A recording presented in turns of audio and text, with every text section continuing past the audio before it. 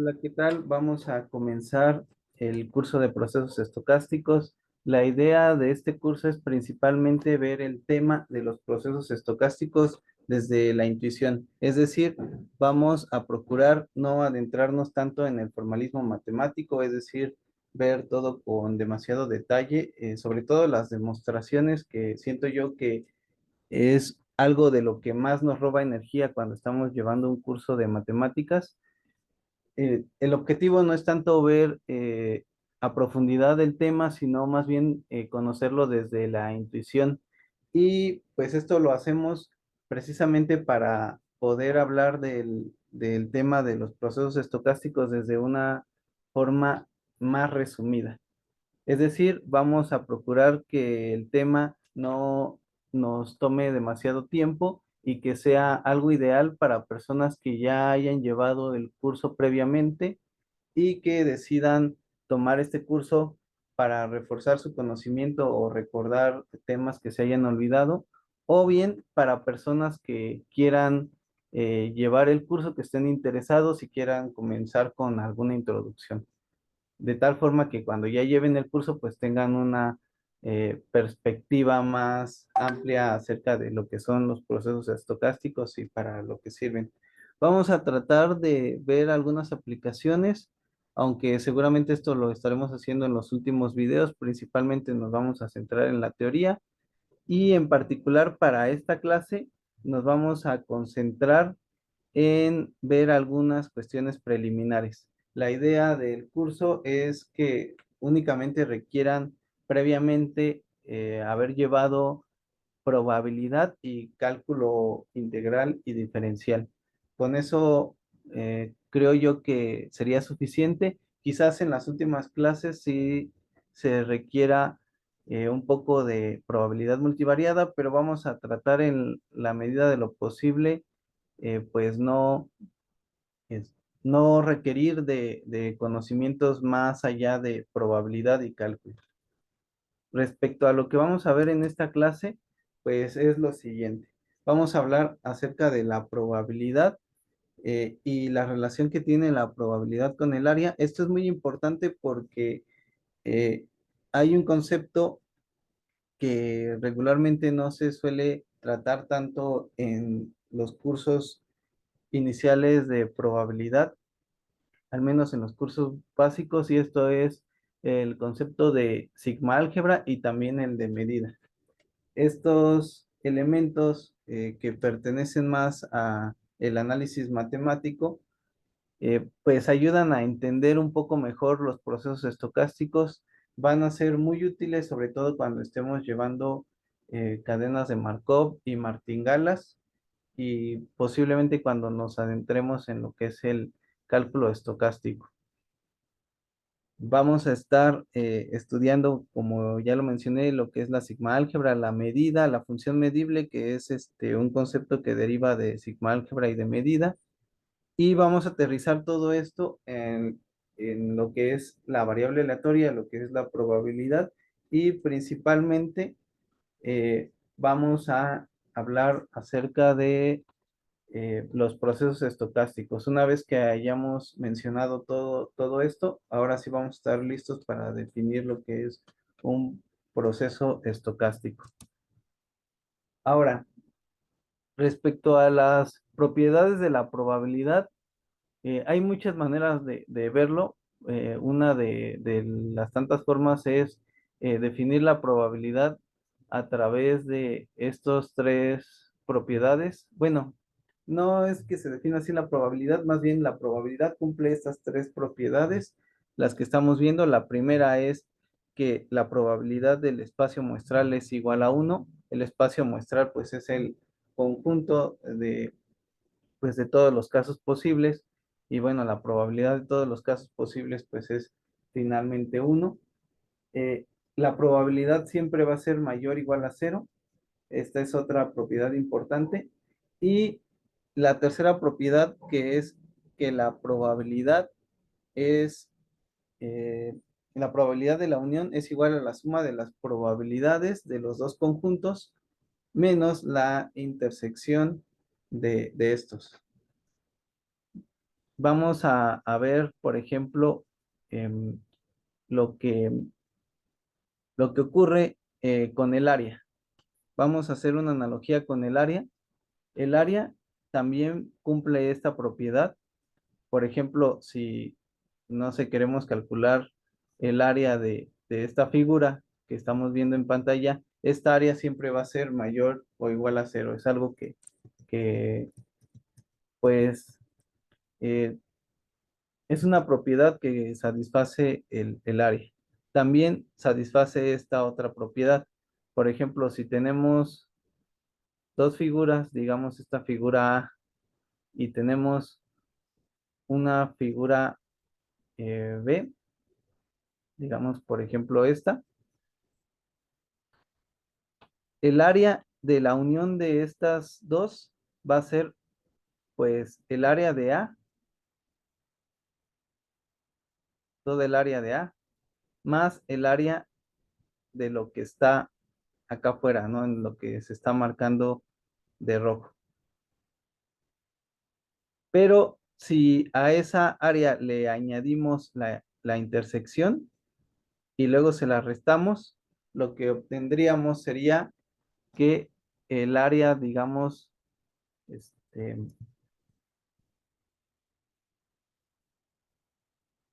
el área de A unión B sería igual al área de A,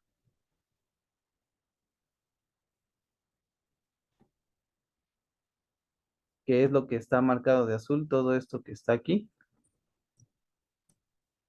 más el área de B,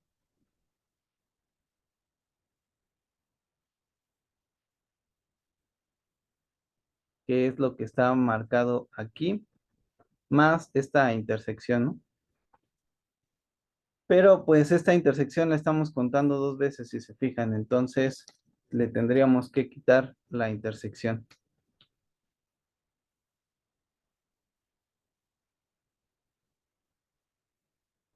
Entonces, de esta manera vemos que el área también satisface esta propiedad, que es una propiedad que cumple la probabilidad.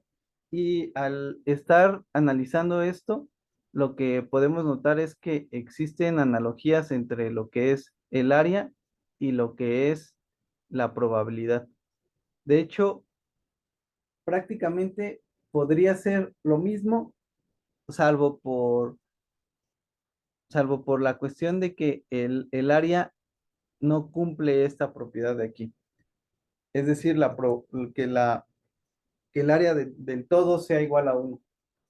Y esto lo podemos forzar a que se cumpla bajo ciertos casos especiales, digamos que nuestro todo sea una región que pues tiene como área total igual a uno y podríamos ver el área de figuras que están dentro de ese todo, ¿no? Algo como esto.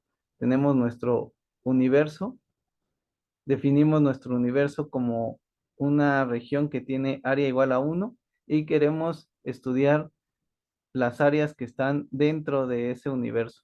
Todas esas áreas pues van a tener área menor igual a uno y van a cumplir pues las tres propiedades. De esta manera podemos entender que la probabilidad prácticamente se comporta como un área donde digamos el área del todo pues es igual a uno.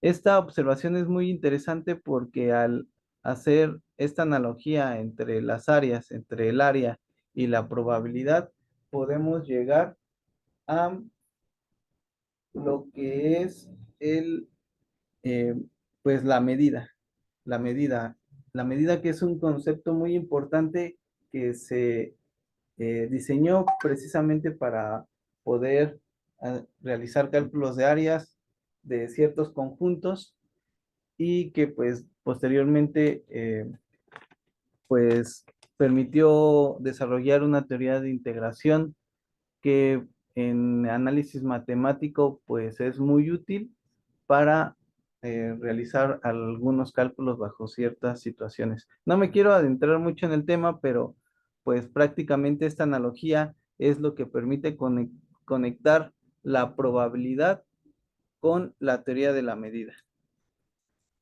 No vamos a ver como tal teoría de la medida, solamente lo que requerimos para poder estudiar los procesos estocásticos, que es, como ya lo mencionaba antes, lo que es una sigma álgebra y también las funciones medibles y las medidas.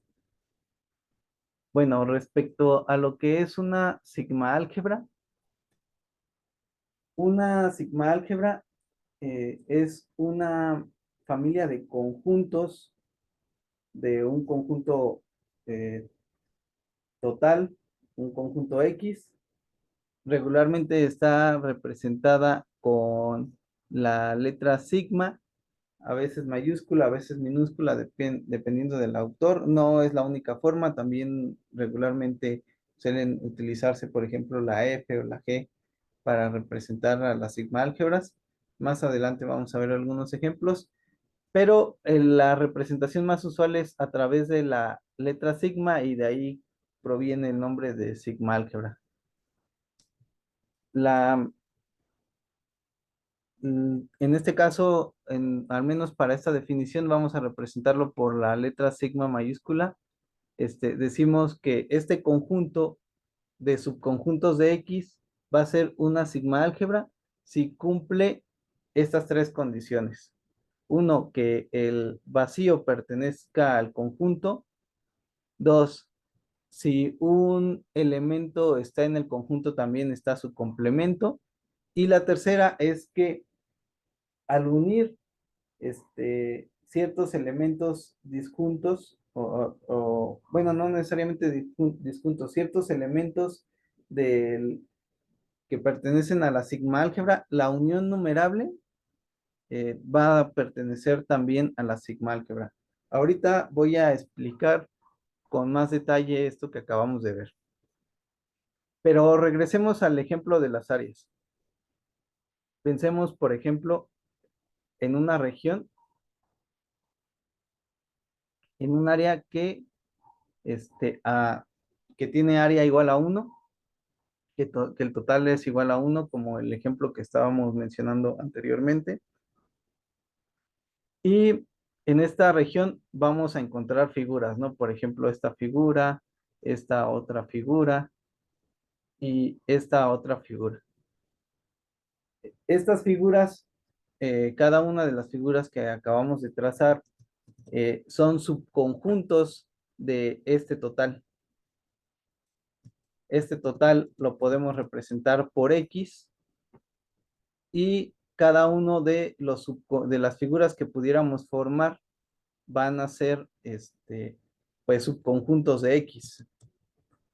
La relación que tiene la sigma álgebra con la medida es que una sigma álgebra prácticamente lo que hace es decirnos qué es lo que podemos medir, qué de lo que está dentro de X podemos medir, porque aquí podríamos definir cosas muy extrañas. Aquí pues es una figura y cualquier figura que tracemos en este ejemplo se va a poder medir, se va a poder calcular el área, por así decirlo.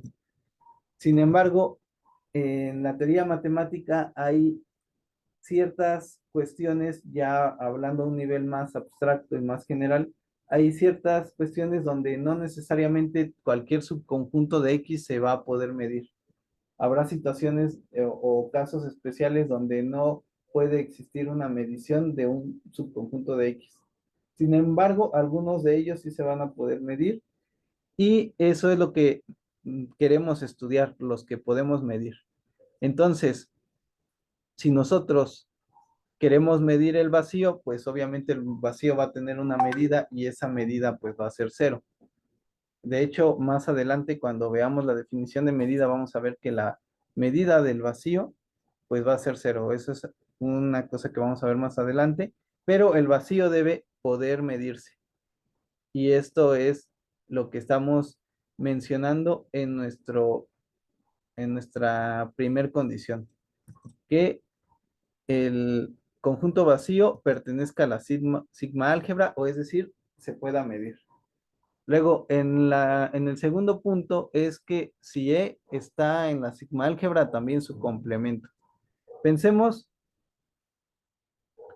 digamos, pensemos en este ejemplo y digamos que aquí hay un conjunto E. Este conjunto E, este, pues lo podemos, lo podemos medir, podemos calcular cuál es el área, digamos, de este conjunto. Entonces, recordemos que nosotros estamos partiendo de el supuesto de que, al menos para este ejemplo, del supuesto de que esta figura, de que el rectángulo X tiene área igual a 1. Entonces, si nosotros podemos conocer el área del conjunto E, que es un subconjunto de X, si podemos conocer esa área, digamos que sea alfa, por decir algo, ¿no? El área de esta región es alfa. Entonces, si el área de E es alfa, podríamos conocer el área de lo que está afuera. De hecho, sería 1 menos alfa para que entre lo que eh, tiene el complemento y lo que se tiene en E, pues se completen y pues forme 1. Nuevamente, pues esta explicación no es tan formal matemáticamente, pero ayuda a generar la intuición de lo que es la segunda condición de una sigma álgebra. Entonces, intuitivamente, si pudiéramos nosotros medir lo que está aquí, pues deberíamos poder medir lo que está afuera. Por lo tanto, si E se puede medir, el complemento también se puede medir. Y es por eso que aparece la segunda condición. Si E está en la sigma álgebra, también su complemento va a estar en la sigma álgebra. Finalmente, vamos a ver la tercera condición. Dice que si nosotros tenemos una sucesión de figuras en, en nuestra sigma álgebra, es decir, una sucesión de figuras que se pueden medir, entonces la unión, siempre y cuando sea numerable, la unión de estas figuras debe poderse medir también. ¿A qué nos referimos con numerable? Pues esto, con esto nos referimos a que pudieran ser dos figuras, o tres, o cuatro, o cinco, o seis. Incluso pueden ser infinitas siempre y cuando este infinito tenga una relación con algo que se pueda contar, es decir, se pueda conocer cuál es la primera de estas figuras, la segunda, la tercera, de tal forma que las podamos contar, es decir, que exista una regla de asociación biyectiva entre los naturales y esta asociación de figuras. De hecho, analizando el principio de inducción, si nosotros nos restringiéramos a decirlo solo para dos, es decir, pidiéndole a la condición 3 no que la unión numerable se pueda medir, sino pedir solamente que sean dos, a través del principio de inducción podríamos inferir que para una sucesión numerable de elementos de la sigma álgebra, se podría replicar lo mismo y afirmar que es medible también, que se puede medir. Bueno, y vamos a ver el caso cuando son dos. Por cierto, muchos autores no piden que sea la unión numerable, sino que piden únicamente que sean dos. Pero pues al final de cuentas es lo mismo. Bueno, vamos a ver el caso de que sean dos figuras. Si nosotros tuviéramos dos figuras, por ejemplo, E1 y E2,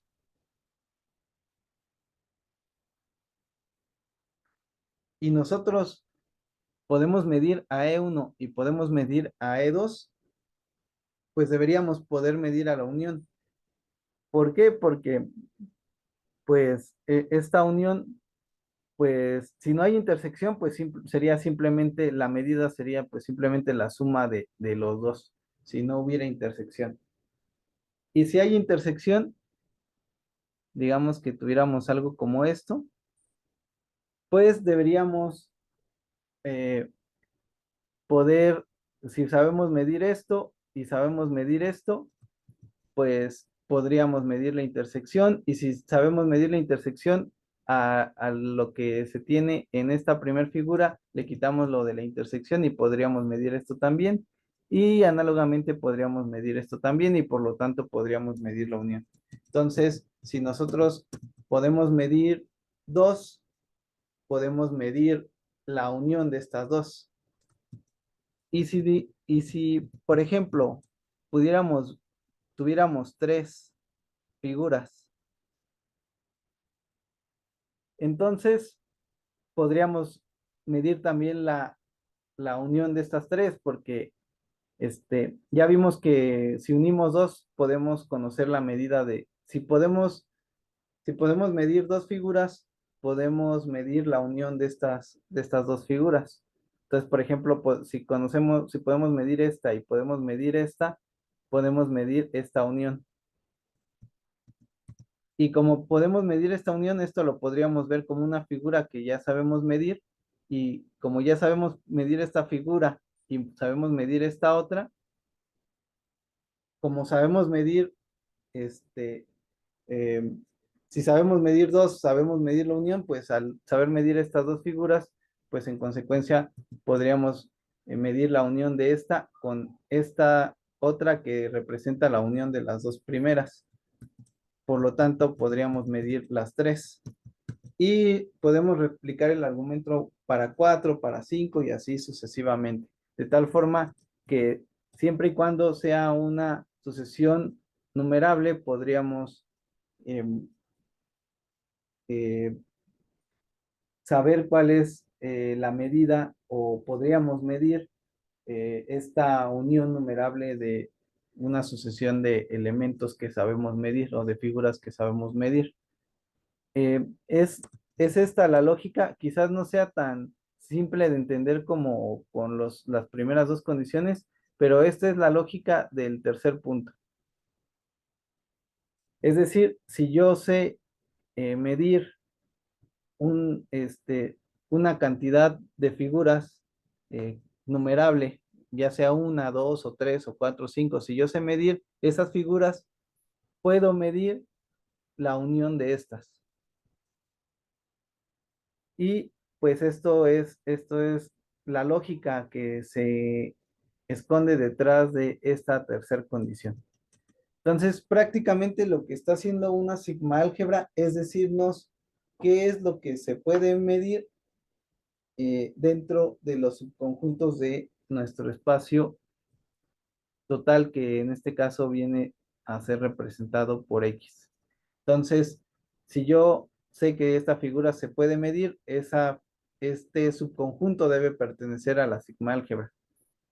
Si yo sé que esta otra figura se puede medir, entonces también pertenece a la sigma álgebra y también sé que sus complementos pertenecen y también la unión de ellos pertenece. De hecho, podríamos enunciar más propiedades, pero al menos estas tres son las que están dentro de la definición. Las demás propiedades de los elementos que se pueden medir, es decir, de los elementos de la sigma álgebra, todas esas propiedades se pueden derivar de estas tres. Estas tres son las más elementales. Bueno, y una vez que sabemos qué es lo que se puede medir y qué es lo que no se puede medir, ahora sigue ver cómo es la regla de lo que se puede, perdón, saber cómo es la regla de la medición. Es decir, si yo voy a medir, ¿qué principios debo satisfacer para que esta medición esté bien definida?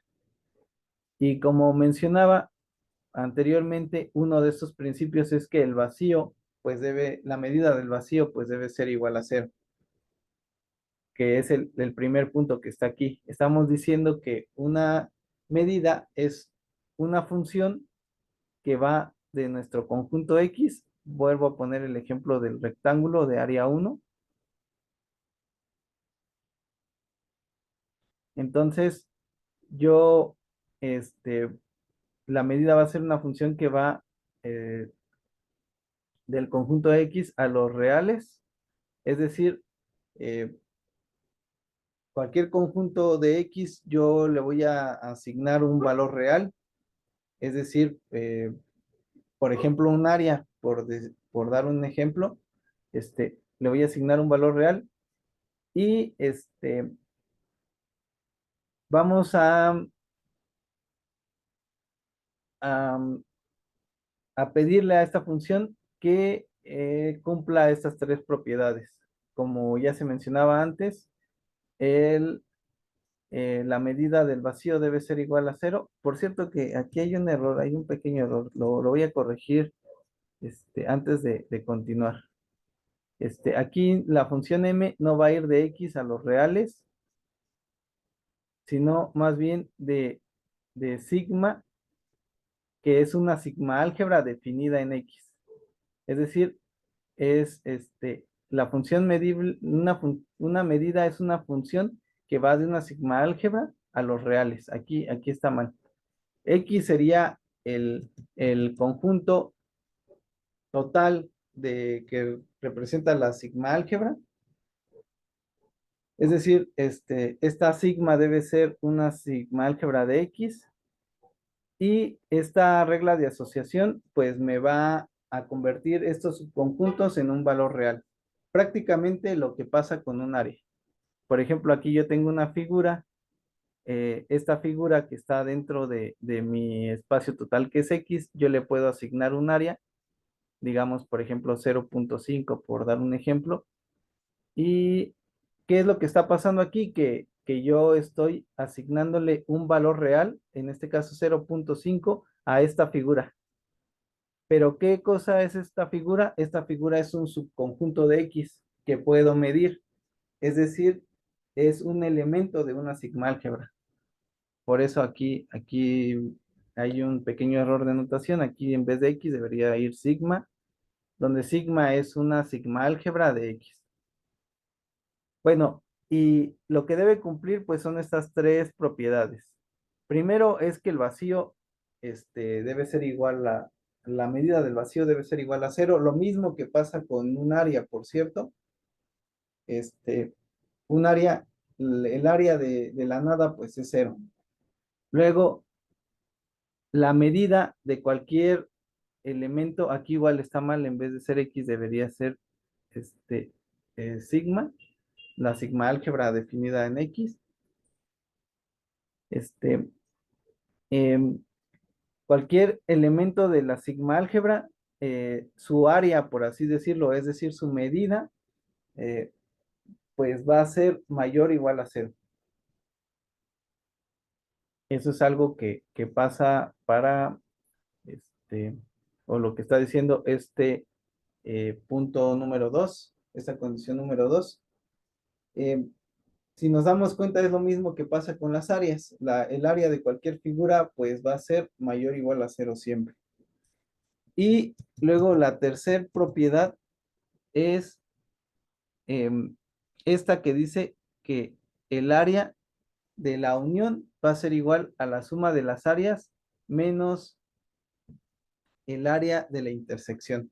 Bueno, no lo dice con área, más bien lo dice con medida. La medida de la unión va a ser igual a la medida de A más la medida de B menos la medida de la intersección.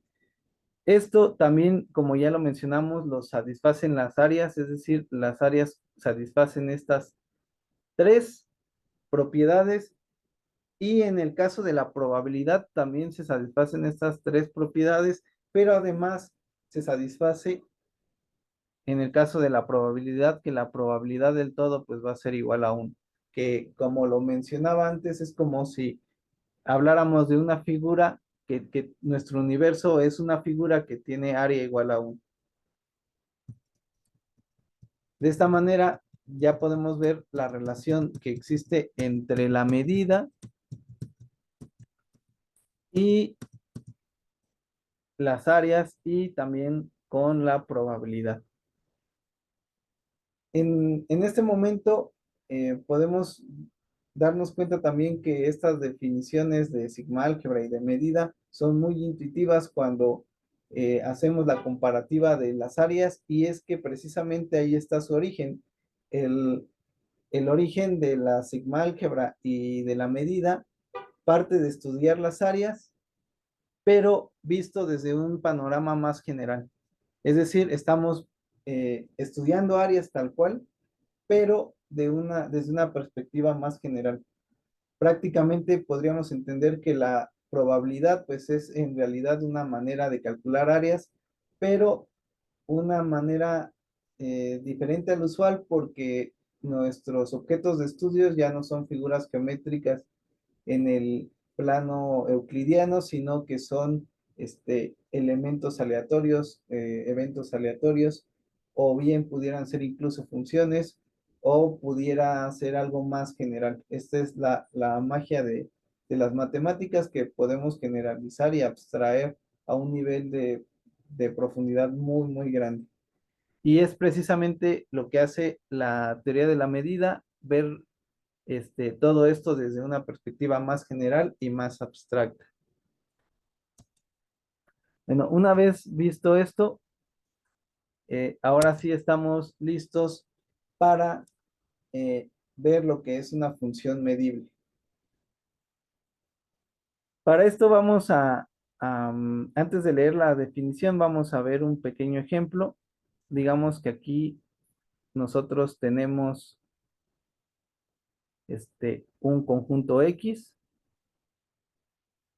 que pues va a ser, digamos, nuestro universo en el dominio de una función, y vamos a hablar de un conjunto Y que va a ser nuestro universo en el codominio. Entonces, aquí vamos a hablar de una función que va de los elementos de X a los elementos de Y.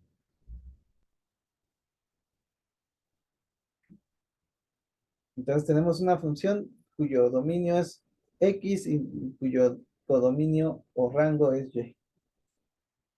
Si nosotros nos fijamos en una figura que esté dentro de X, en un subconjunto de X, digamos E1,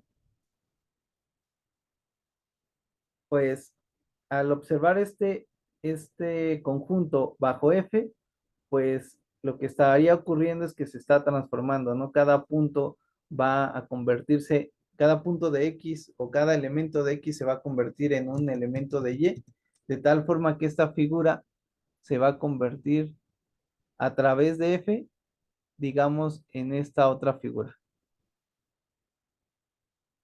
a la que solemos llamar la imagen de E1.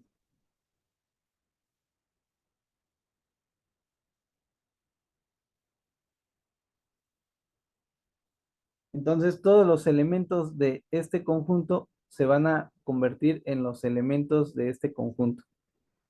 Es decir, estaríamos observando la imagen de F, la imagen de E1 bajo F. Pero también lo podríamos analizar a la inversa, digamos, em, que nos estamos fijando en un elemento que está aquí, digamos E1, y queremos ver de dónde viene E1, es decir, cuáles son los puntos que, o los elementos de X que al evaluarlos en F se convierten en elementos de E1. Y a este conjunto lo llamamos la preimagen de F. Regularmente está representado o se suele representar con la inversa de F. Entonces, este conjunto sería la inversa de E1. Es decir, todos estos elementos de este conjunto,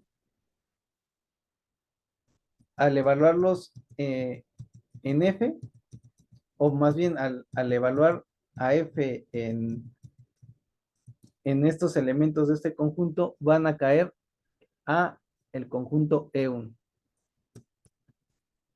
De tal manera, lo que quiero que perciban es que un conjunto en X a través de F se va a convertir en un conjunto de Y. En este caso, si este es E1, este de aquí sería la imagen de E1 en Y. O bien lo podríamos ver al revés. Un conjunto de Y, digamos que este es E1, se va a convertir o se puede convertir en un conjunto de X al estudiar la preimagen de este conjunto E1. Entonces, de Y a X estaríamos hablando de la preimagen y de X a Y estaríamos hablando de la imagen. Ahora, como mencionamos anteriormente, en este conjunto X hay cosas que podemos medir. Si hablamos de una medida, hay cosas que podemos medir, ¿no? Y esas cosas que podemos medir, todos esos conjuntos que podemos medir o que sabemos medir, se engloban en una sigma álgebra. La podemos denotar como sigma sub x. Entonces, sigma sub x nos va a decir cuáles son todos los subconjuntos de x que se pueden medir. Y algo similar podemos hacer con y. Si tuviéramos una medida que estudiar, podríamos pensar en todos los conjuntos que sí podríamos medir y a esto lo podemos representar como una sigma álgebra y a esta sigma álgebra la vamos a denotar como em, sigma sub y. Cabe mencionar que dado un conjunto X hay una infinidad de medidas que podemos definir en X y también una infinidad de sigma álgebras, pero en este caso concreto estaríamos pensando en una de ellas, ¿no? En una de todas las formas de medir y en una de todas las formas de decir qué es lo que podemos medir. Ahora, en teoría, si nosotros nos fijamos en un conjunto aquí en Y que sabemos medir, ¿cómo debería ser su preimagen? Su preimagen no necesariamente la deberíamos saber medir. Tal vez esta preimagen, digamos si esto es E1, la preimagen que sería F inversa de E1, esa preimagen no necesariamente eh, la sabemos medir. Pero cuando podemos garantizar que cualquier preimagen de un conjunto que sabemos medir también, que sabemos medir en Y, también lo sabemos medir en X, cuando podemos garantizar eso, estamos hablando de una función medible. Esa es la definición de una función medible. De hecho, vamos a leer ahora sí la definición que está arriba. Dice, una función medible es aquella que preserva la estructura entre dos espacios medibles. Formalmente una función entre dos espacios medibles se dice medible si la preimagen, también llamada imagen inversa, de cualquier conjunto medible es a su vez medible, que es lo que acabamos de mencionar. Siempre que yo me tome aquí algo que puedo medir en Y, pues para que sea una función medible, la f, la preimagen inversa, debe ser también medible. Y esa es la definición de lo que es una función medible. De hecho, esta es la generalización porque la primera definición de una función medible, a veces también llamada función simplemente medible, es no hablando de y de una sigma álgebra, sino hablando del conjunto de los reales y de los intervalos abiertos en R. Entonces, aquí tenemos nuestros números reales y en este caso la y pues sería igual a nuestro conjunto de los números reales y la sigma álgebra, es decir, lo que podemos medir, pues sería el, pues todos los conjuntos abiertos. Todos los conjuntos abiertos y pues por ende también deberían ser los semiabiertos, intervalos semiabiertos, los intervalos cerrados, todos los intervalos. De hecho, formalmente esta definición de lo que podemos medir en R regularmente se le llama sigma álgebra de Borel. La verdad no me acuerdo bien, pero según yo es así, la sigma álgebra de Borel. Es decir, la colección de todos los conjuntos en R que sabemos medir. Pero, de hecho, no es necesario que nos fijemos en todos los elementos de la sigma álgebra, sino en un grupo en particular. Con que nos fijemos en un grupo particular, con eso se va a satisfacer para todos los elementos de la sigma álgebra. De hecho, ese grupo particular es el conjunto de todos los intervalos abiertos por la izquierda hasta el infinito. Es decir, aquí nos fijamos en un valor alfa, por poner un ejemplo, y nos vamos a fijar en el intervalo abierto que parte de alfa y se va al infinito. Entonces, con que nos fijemos en esa familia va a ser suficiente para garantizar que nuestra función es medible. ¿A qué me refiero con esto?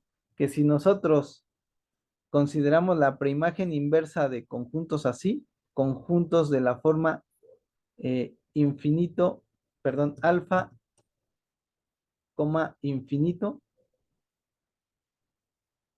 los conjuntos de esta forma, si nos fijamos en la preimagen inversa de estos y vemos que esa preimagen inversa, que en este caso sería f inversa de el conjunto abierto alfa, infinito. Si nos fijamos en esta preimagen inversa, perdón, en esta preimagen o la imagen inversa, y resulta que es medible, y esto pasa para cualquier conjunto de esta forma, entonces nosotros estaríamos asegurando que la función es medible, es decir, simplemente medible. Bueno, ¿por qué este ejemplo con los reales es importante para nosotros? Bueno, esto pasa porque hay una función dentro de la teoría de probabilidad que, que hace esto precisamente, que parte, que parte de un conjunto general, parte de un conjunto general, X, digamos, y cada elemento o cada subconjunto de este conjunto X lo va a convertir en un número real. Para ser más precisos, el conjunto o la función, mejor dicho, la función de la que estamos hablando es la variable aleatoria. La variable aleatoria tiene mucha relación con las funciones medibles. Regularmente en un curso básico de probabilidad no se suele hablar de medida, ni de funciones medibles, ni de sigma álgebras, ni nada de eso, sino que nos dan una definición muy sencilla de, de lo que es una variable aleatoria. De hecho, a continuación la vamos a leer, pero antes de leer la definición, nada más quisiera decir que la razón por la que se hace esto es porque de no hacerlo de esta manera sería más complicado estudiar probabilidad. Pensemos en que si nos vamos al formalismo matemático en un curso de ingeniería, por ejemplo, un curso para ingenieros de probabilidad, pues en realidad nunca veríamos nada de probabilidad, sino que nos centraríamos más en el análisis matemático. De tal forma que hay algunas cosas que se deben definir vagamente para poder avanzar en la teoría. Regularmente eso suele pasar mucho en clases para gente que no se especializa en matemáticas, pero incluso en cursos de licenciaturas de matemáticas también se suele hacer mucho eso, el dar las definiciones de una manera un poco vaga para no adentrarse tanto en la profundidad em, de lo que es una sigma álgebra y que es una función medible.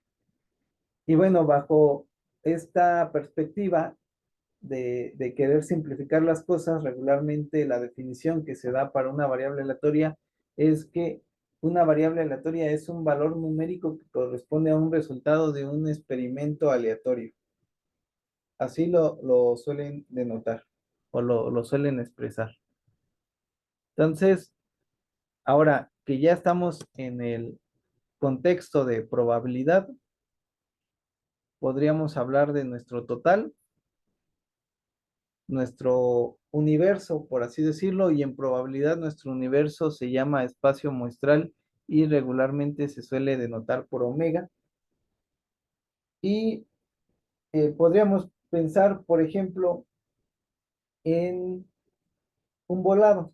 Por poner un ejemplo, vamos a hablar de un volado. Lanzamos un volado y los resultados del volado pues pueden ser cara o cruz.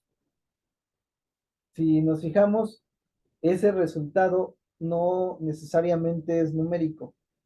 El resultado de un volado es algo que suele representarse como un conjunto o como un evento y no tanto como un número. Para poder cuantificarlo, necesitamos convertir o aterrizar estos resultados de cara o cruz en resultados numéricos, en resultados en los números reales. Entonces, nosotros pasamos del espacio omega al conjunto de los números reales.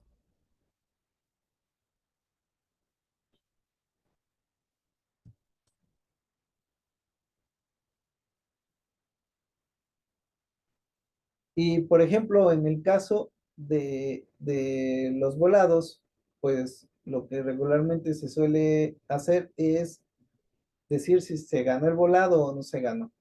Es decir, si hubo un éxito o un fracaso. Regularmente al éxito lo representamos con 1 y al fracaso lo representamos con 0, lo cual nos da una variable aleatoria que tiene una distribución Bernoulli. Vamos a representar esa variable aleatoria como X. Entonces, para nuestro ejemplo, donde tenemos este, em, en nuestro espacio muestral tenemos cara o cruz, la variable aleatoria pues no va a ir por completo a los reales, sino que se va a quedar únicamente en el conjunto que contiene al 0 y el conjunto que contiene al 1, en este ejemplo. Pero notemos que nosotros podemos medir la probabilidad de que ocurra esto. Para un volado justo, la probabilidad de estar en el conjunto que solo contiene al 0, pues es un medio. Y de estar en el conjunto que solo contiene al 1 es un medio. Y o de estar en el conjunto de ambos, pues esa probabilidad es 1. Cualquier subconjunto del conjunto C que contiene el 0 y el 1 lo podemos medir. Entonces, si nos fijamos en la imagen inversa, es decir, lo contrario a la variable aleatoria, es decir, lo que me regresa al valor 0 y 1 a mi contexto inicial que era cara o cruz, acá también deberíamos poder asignar una medición, es decir, asignar una probabilidad. En otras palabras, cualquier cosa que podamos medir en nuestro nuevo contexto, que ahora es el 0 y el 1, que está dentro de los números reales y que se puede cuantificar, al ver la inversa, en nuestro espacio muestral también deberíamos poder medirlo y asignar una probabilidad. De hecho, de manera instintiva o intuitiva lo solemos hacer. Cuando lanzamos un volado, decimos la probabilidad de que gane, pues es un medio. Pensamos en cara o cruz, no necesariamente pensamos en una Bernoulli y que en caso de que sea un fracaso sea cero y que sea un éxito sea un uno, no lo solemos hacer así, sino que lo solemos pensar en este contexto. De tal manera que una variable aleatoria pues es en sí una función medible. Y aquí es donde ya comienza a parecer más claro toda la relación que existe entre la teoría de la medida, eh, la sigma álgebra, las funciones medibles y las medidas con la probabilidad. Regularmente todo esto no es tan necesario para un curso de probabilidad, pero en este curso de procesos estocásticos, el hablar de sigma álgebras y el hablar de la teoría de la medida sí es necesario debido a que nosotros no vamos a estar estudiando una variable aleatoria a la vez, o dos o tres, o un vector aleatorio, sino que lo que vamos a estar estudiando van a ser procesos estocásticos, los cuales son un conjunto de variables aleatorias, pero es un conjunto dinámico, no es un conjunto estático. Y precisamente con esto vamos a terminar en la definición de lo que es un proceso estocástico y, y vamos a hablar precisamente de lo que entendemos con dinámico. Vamos a retomar el ejemplo de los volados. En el ejemplo de los volados, este, pero ahora lo vamos a ver midiendo o observando los lanzamientos. Es decir, no vamos a hablar solo de un volado, sino que vamos a hablar de una sucesión de volados. Vamos a pensar que estamos jugando volados y que lo vamos a hacer durante cierta cantidad de tiempo. Entonces, en un primer volado, pues el resultado de ese primer volado, por ejemplo, pudo haber sido, este, digamos, uno.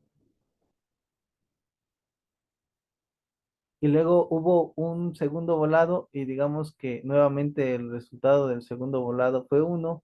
Y luego hubo un tercero que lo perdimos, fue cero. Y luego el siguiente lo ganamos y luego lo perdimos.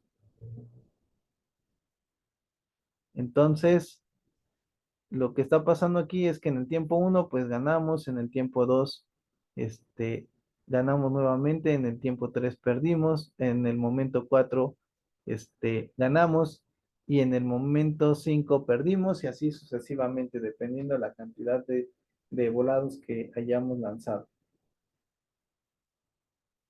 Entonces, observemos que en este primer volado nosotros teníamos una variable aleatoria que era Bernoulli, tal como en el ejemplo anterior. En este siguiente volado tenemos otra variable aleatoria, pero ya no es la misma que la anterior, sino que la primera variable aleatoria, si bien era Bernoulli y satisfacía las mismas condiciones que la segunda, pero los resultados, pues, aunque siguen la misma distribución, no son precisamente los mismos. De hecho, eso lo podemos observar con el segundo volado, donde ya obtuvimos una pérdida, a pesar de que anteriormente tuvimos o ganamos dos veces el volado, ¿no? Entonces, lo que está pasando aquí es que en este primer instante tenemos un, un resultado, en el siguiente instante tenemos otro resultado que corresponde a una variable aleatoria, en el siguiente tenemos otro resultado, en el siguiente otro resultado y así sucesivamente, de tal forma que tenemos una familia de variables aleatorias. Pero además estas variables aleatorias pueden seguir apareciendo y apareciendo y apareciendo en el tiempo y continuar indefinidamente. Esta es la naturaleza dinámica a la que me refería que tienen los procesos estocásticos. Regularmente, esta manera de continuar indefinidamente, para este ejemplo, estamos haciéndolo de manera discreta o contable. Es decir, vemos la primera, la segunda, la tercera, la cuarta y así sucesivamente, pero no necesariamente tiene que ser así, puede ser de forma continua. Y para pensar en algo continuo, podríamos dar el ejemplo de lo que ocurre eh, con una distribución Poisson, por ejemplo. ¿Qué es lo que está ocurriendo?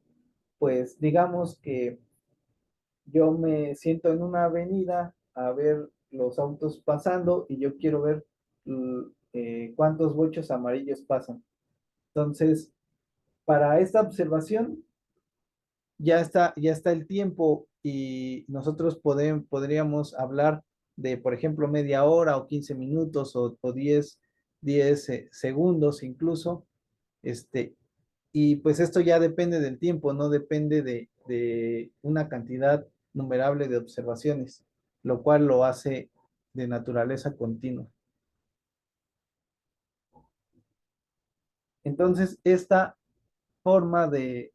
naturaleza dinámica de de los procesos estocásticos hacen que se tenga una colección de variables aleatorias. Ya no hablamos de una variable aleatoria como tal, o de un vector aleatorio que tiene una cantidad finita o al menos numerable de, de variables aleatorias, sino que ya estamos hablando de algo dinámico que si bien pudiera ser numerable, como en este ejemplo, la cantidad de variables aleatorias que estamos pensando, también pudiera ser continua, es decir, que en un solo intervalo de tiempo tenemos una infinidad no numerable de variables aleatorias.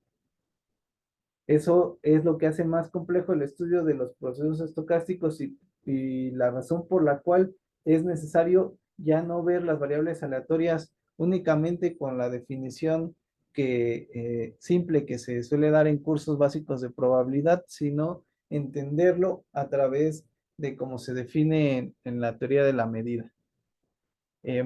Como mencionaba para este ejemplo, pues el, la naturaleza dinámica de las observaciones era eh, continua, perdón, discreta o contable, de tal forma que tenemos una primera observación, una segunda, una tercera, una cuarta. Para el caso, digamos, de una Poisson, bien pudiera ser el tiempo el parámetro. El tiempo ya es nuestro parámetro y nosotros nos podríamos detener en cierto instante de tiempo. Por ejemplo, digamos que nos detengamos en 10 minutos. Entonces, en 10 minutos vemos cuántos bochos amarillos pasaron y estaríamos observando, digamos que pasaron 5. Entonces, este es nuestro resultado. Y nos podemos fijar lo que pasa en media hora, por ejemplo, en 30 minutos. Entonces, en 30 minutos resulta que ya pasaron 10 automóviles. Pero si bien pudimos haber hecho en 10 minutos o en 30 minutos, también nos pudimos haber detenido en 20 minutos o en 15 minutos o en 25 minutos, en sí, eh, en cualquier punto dentro de este intervalo. Como sabemos que hay una cantidad infinita de observaciones eh, bajo un parámetro continuo, que es el ejemplo que estamos viendo aquí, este, tenemos una infinidad de observaciones. Y una vez visto este ejemplo, ya estamos listos para leer la definición que tenemos arriba. Dice que un proceso estocástico es una colección de variables aleatorias parametrizada por un conjunto T. Los ejemplos que vimos, el ejemplo de los volados es un ejemplo contable donde T precisamente es el conjunto de los números naturales. El ejemplo que vimos de la Poisson, de la cantidad de bochos amarillos que podemos observar en una avenida en cierto intervalo de tiempo, ese ejemplo, el parámetro vienen a ser los números reales, pero no son los únicos parámetros que podríamos considerar. Podemos considerar otros parámetros, otros conjuntos diferentes, incluso una combinación entre algo discreto y algo continuo, o alguna em, representación más em, generalizada del parámetro. Todo eso lo vamos a precisar en las siguientes lecciones. Al menos el objetivo de esta era ver o llegar a la definición de lo que es un proceso estocástico. En la siguiente clase vamos a ver algunas clases de procesos estocásticos y algunas propiedades y espero que puedan continuar con el curso. Cualquier observación o comentario, con gusto lo podré atender y espero que sea de utilidad para ustedes este material. Bueno, nos vemos hasta la próxima.